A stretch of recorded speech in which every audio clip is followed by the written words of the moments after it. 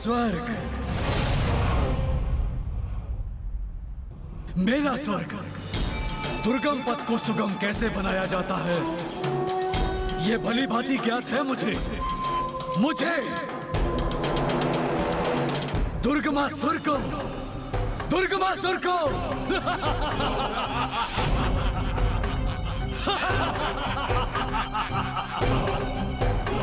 मेरा स्वर्ग, मेरा स्वर्ग।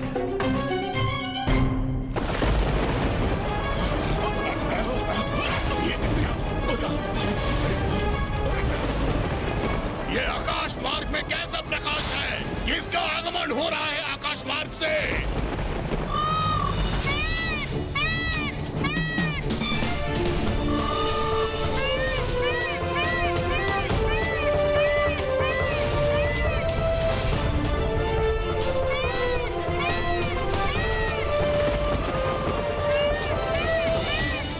दुष्ट असुरों, यहाँ तक पहुँचकर तुमने अपनी मृत्यु को आमंत्रित किया है। अब मैं तुम सभी को स्वर्ग नहीं यमलोक की यात्रा पर भेजूंगा।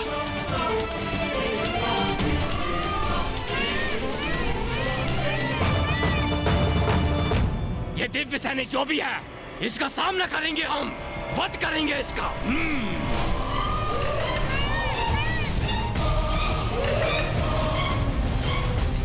दुष्ट असुरों, अब तैयार हो जाओ अपने काल से भेंट करने के लिए।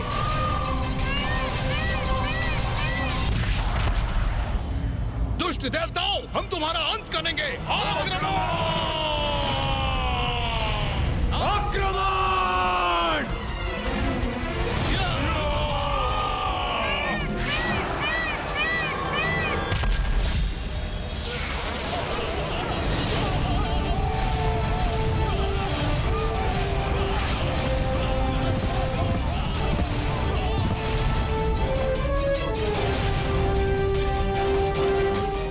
बहुत समय से अपने युद्ध कौशल का प्रदर्शन करने के लिए आतुर हो रहा था मैं।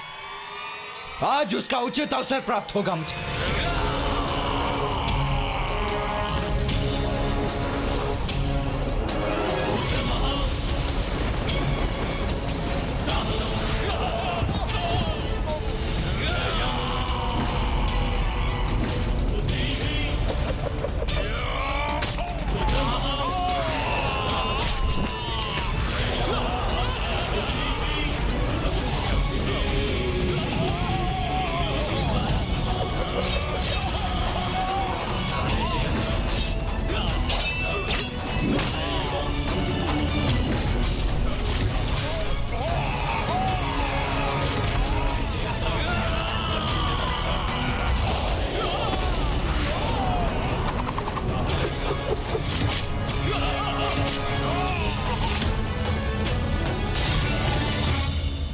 अनुज, गणेश कहाँ रह गया? कहाँ है वो?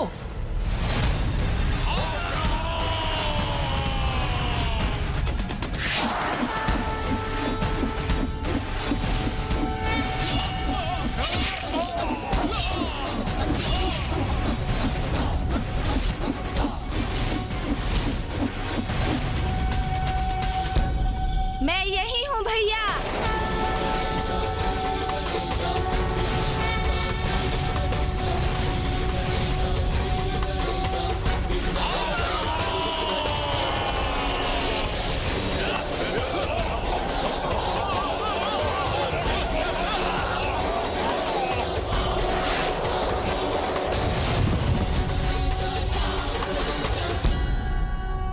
गणेश, तुम कहाँ रह गए थे?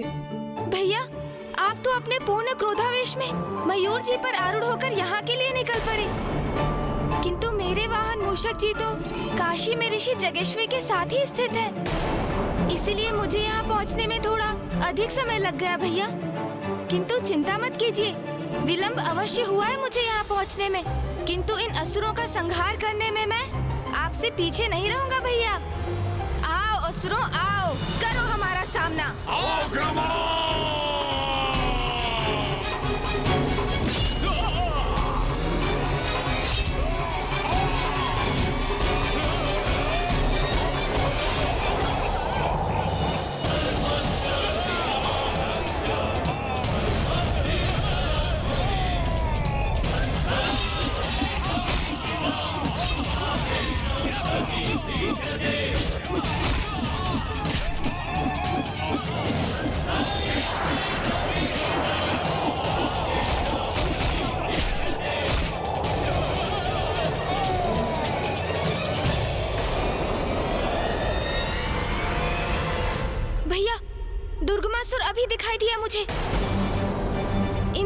राजभवन की ओर बढ़ रहा है वो।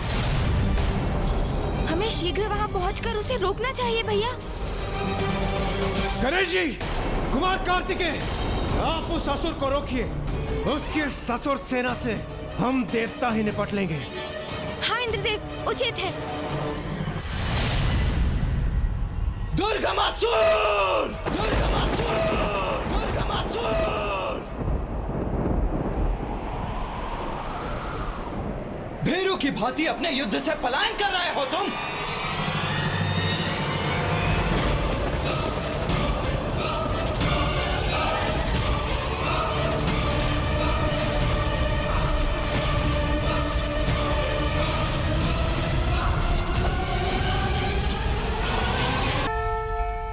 राजा दिवोदास, एक प्रहर के भीतर स्वयं उत्तर दिशा में स्थित वन में जाकर यज्ञ के लिए विशेष समिधा एकत्रित करके लाओ।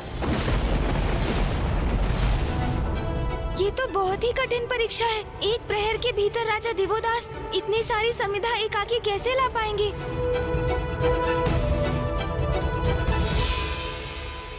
महाराज, आपकी सहायता हेतु अपने साथ चलने की अनुमति दीजिए। नहीं, तुम लोग यहीं रुकोगे ब्राह्मण देवता के पास। ये कार्य कठिन है, विषम है, संकटों से भरा है। किंतु ब्राह्मण देवता के महायज्ञ के लिए मेरे अकेले जाकर समिधा लाना अति आवश्यक है। इसलिए जो ये चाहते हैं वैसा ही होगा।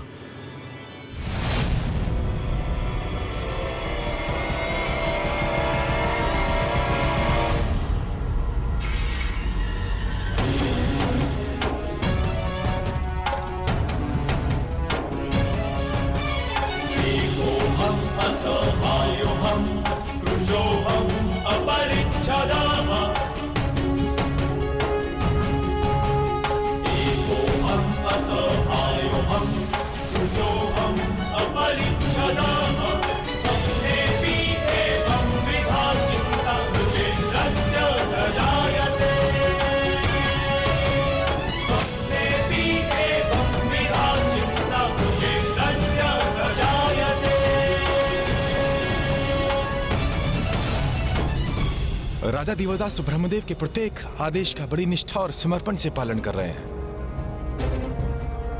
फूफा जी, आपकी परीक्षा में सर्वथा उत्तीर्ण हो रहे हैं राजा दिवोदास। आपकी परीक्षा के इस द्वितीय चरण में सफल होकर उन्होंने प्रमाणित कर दिया कि कठोर श्रम उन्हें तनिक भी व्याकुल नहीं करता। पिताश्री का काशी में प्रवेश होकर माता से भेंट हो, इसके लिए ये अति आवश्यक है कि राजा दिवोदास अपने सभी परीक्षा और कार्य में विफल हो जाएं। किंतु ये भी सत्य है कि उनके कर्तव्य और धर्मपरायणता से मैं अति प्रभावित हो रहा हूँ। अब मैं सबसे बड़ी परीक्षा में डालूंगा राजन को। मुझे विश्वास है इसमें कदापि सफल नहीं होंगे ये।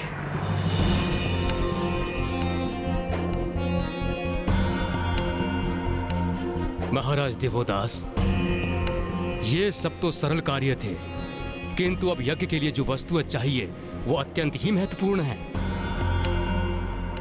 आज्ञा दें ब्राह्मण देवता। मुझे अभी सप्त सिंधुओं और सप्त नदियों का जल चाहिए।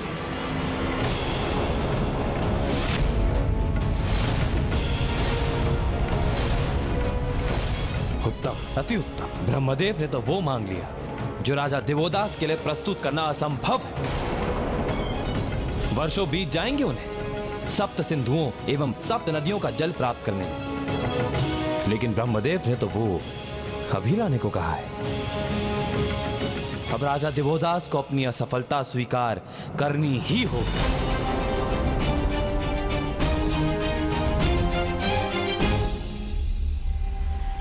लगता है मेरे द्वारा सौंपे गए कार्य ने राजा दिवोदास को विचलित कर दिया है। जो आज्ञा ब्राह्मण देवता। मैं काशी नरेश देवोदास सप्त सिंधु और सप्त नदियों का आवाहन करता हूं। यदि धर्म के प्रति मेरी निष्ठा सत्य है तो आप सभी यहां आकर जल प्रदान करने की कृपा कीजिए।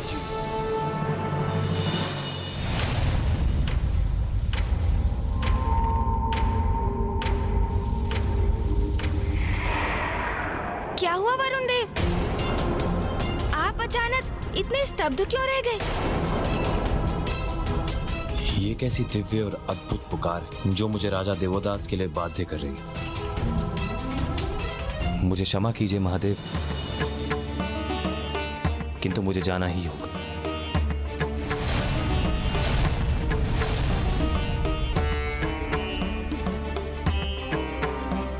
वरुण देव,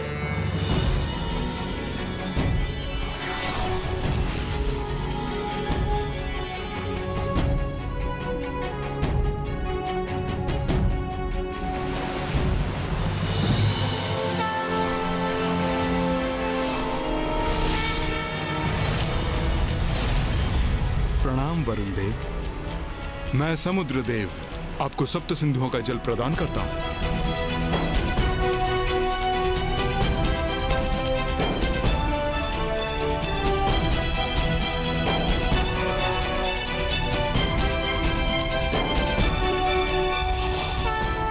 महाराज देवोदास,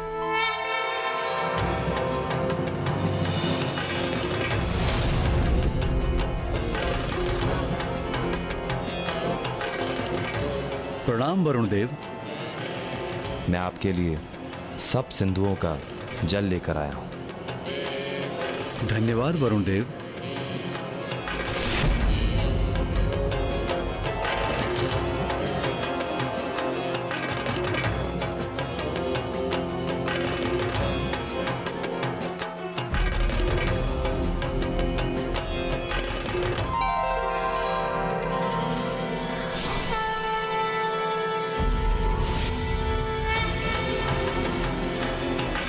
प्रणाम माँ गंगा। कल्याण हो। मैं यहाँ आपके लिए सप्त नदियों का जल प्रस्तुत करने आई हूँ। धन्यवाद माता।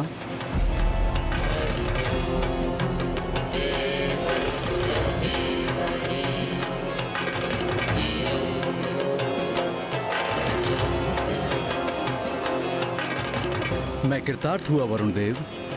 माता,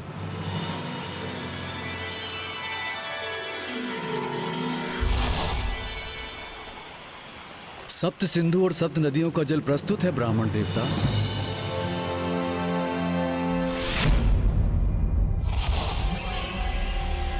क्या हुआ वरुण देव? आप ये काशी क्यों प्रस्थान कर गए थे? प्रतीत होता है राजा दिवोदास की सहायता करने के लिए कुछ अत्याधिक ही आतुर थे आप। इंद्रदेव, मैं स्वयं चकित हूं इससे। ज्ञात नहीं मुझे ऐसा क्या हो गया कि मैं स्वयं पर नियंत्रण ही नहीं रख सका। यही तो विशेषता है राजा दिवोदास की भक्ति की। वो अपने धर्म और कर्तव्य के प्रति इतने आस्थावान है कि उन्होंने वरुण देव को भी उनकी प्रार्थना की पुकार सुनने के लिए विवश कर दिया।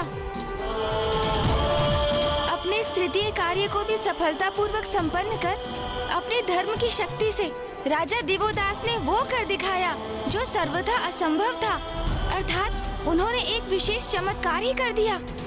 इसलिए हमने ये मानकर कि इतनी कठिन परीक्षा में राजा दिवोदास सफल नहीं होंगे, ये आंकने में हम सभी ने शीघ्रता कर दी।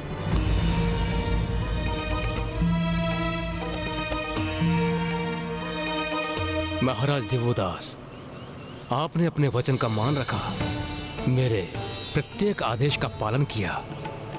मैं अपने कर्तव्य के प्रति आपकी निष्ठा और आपकी विनम्रता से अत्यंत प्रभावित हूँ। अब आप जाकर अपना राज संभालिए, क्योंकि अब मैं स्वयं अपना यज्ञ संपन्न करने में सक्षम हूँ। जो आज्ञा ब्राह्मण देवता।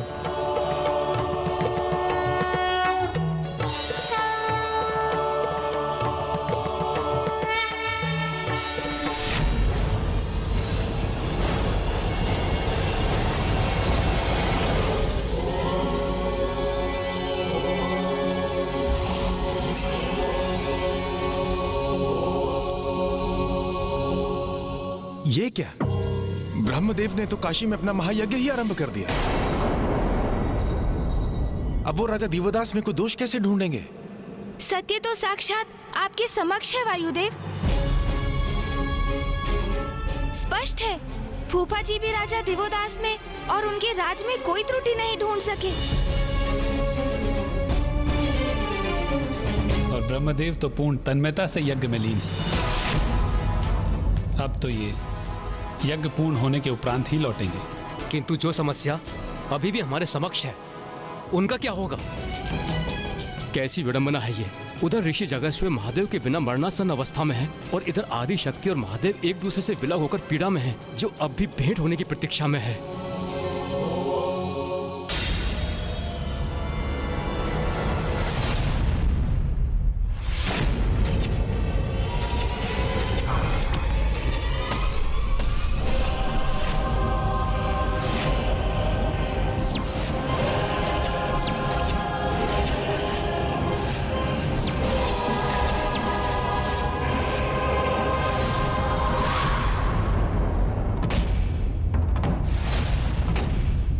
जी क्या हुआ?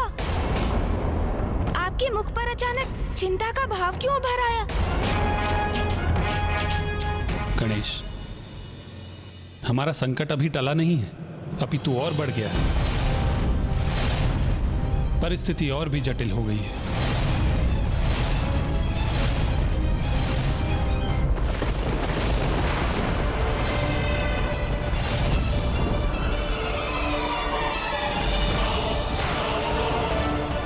ये स्वर्ग के वातावरण में परिवर्तन कैसा? मामा जी कुछ तो कहिए, परिस्थिति और जटिल क्यों हो गई है? क्या देखा आपने जिससे आप इतने गहन चिंता में डूब गए हैं मामा जी?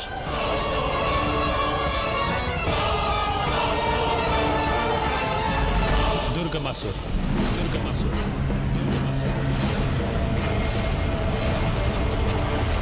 दुर्गमासुर, दुर्गमासुर।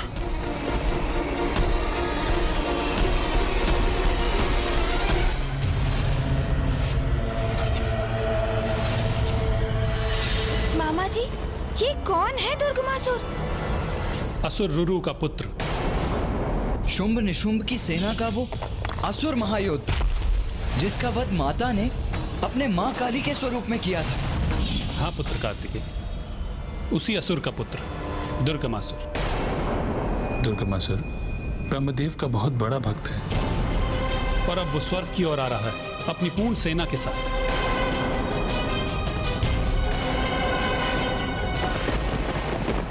अर्थात वो दुष्ट अपने पिता के वध का प्रतिशोध लेने का इच्छुक है।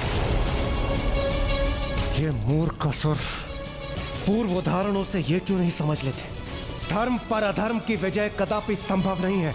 दुर्गमासुर को यह ज्ञात हो गया होगा कि अभी हम समस्त देवता यहाँ मंदार पर्वत पर उपस्थित हैं। इसीलिए स्वर्ग को असुरक्षित समझकर वहां उसने आक्रमण कर दिया होगा।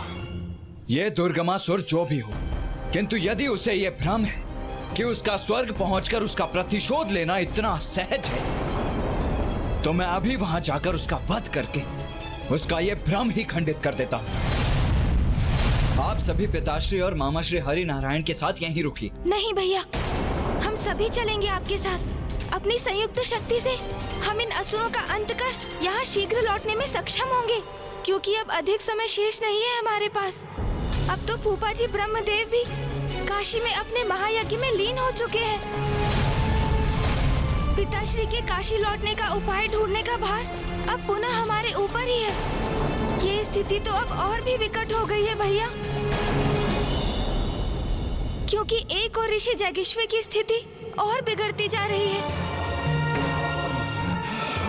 और दूसरी ओर अब स्वर्ग पर ये नवीन संकट मंडरा रहा है।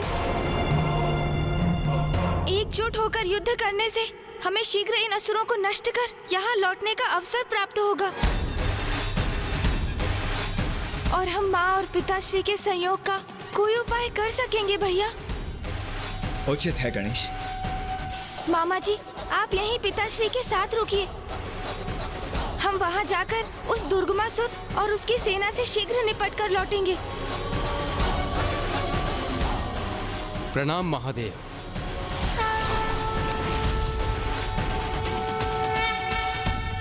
ब्रह्मदेव की भक्ति की आड़ में अवश्य ये दुर्गमासुर स्वर्ग पर अधिकार करने ही नहीं, कोई उससे भी बड़ा संकट उत्पन्न करने